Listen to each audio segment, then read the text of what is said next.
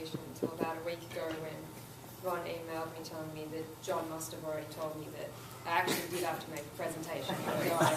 I haven't even graduated.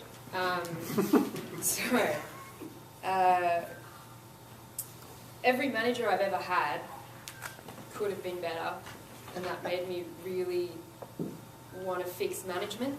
So I did an arts commerce degree thinking that doing management would really help me, whereas it didn't.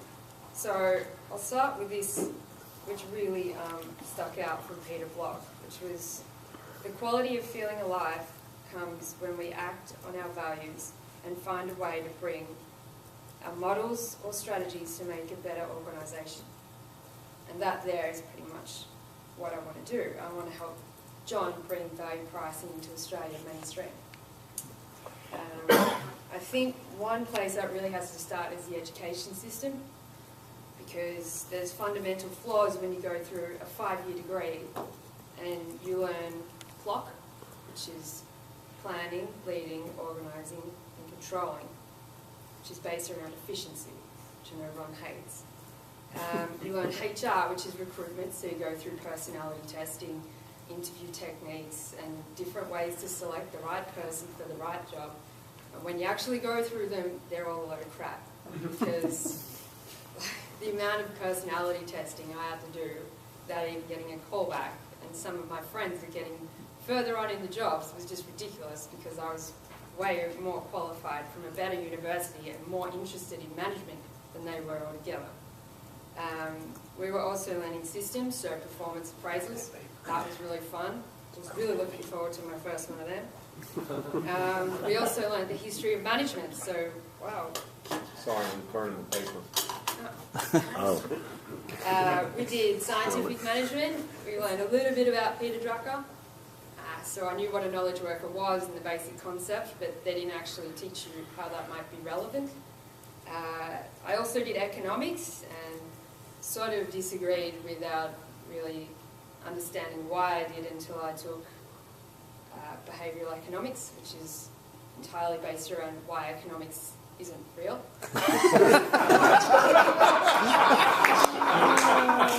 It was quite frustrating seeing as I'd just done 4 units on it, and I've still got one to go.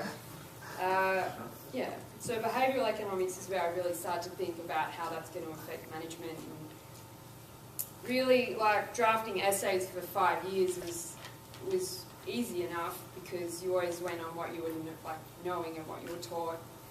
It always came back to something in one of the lecturers, and you always had a list of things to start with.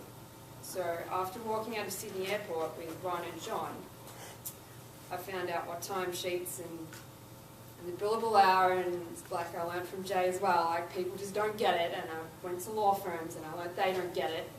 I really wanted to know why, because it just made so much sense to me, and it seems to be something that would fix management. And all the managers that I ever met that always had problems and could have been better, if they knew about this value pricing, it really would have helped them. So I guess after speaking to a Boston law graduate who I referred to, Jay, she didn't know about it. None of my graduate friends know about it. Anyone still doing their graduate degrees don't know about it. I haven't learned about it. If John wasn't the president of my boyfriend's footy club, I still wouldn't know about it. That's honest to God. Like, it was only through luck that I actually came across this, and I'd like to change that through the education system. So it needs introduction. Like, there's 3 books up there that probably aren't in any university in Australia or the US, and they're not on the reading lists. They're not. Students don't know about them. I didn't know about them. If I hadn't known about them, but if there had been a subject that dealt with pricing, I would have taken that. But there's nothing. And we need that in not just management courses and commerce courses. You need it to be a compulsory component of an undergraduate accounting degree, an undergraduate law degree. It has to be part of the whole system. So I'll just leave you with a few things to imagine. Imagine a graduate coming to you that already knew about value pricing.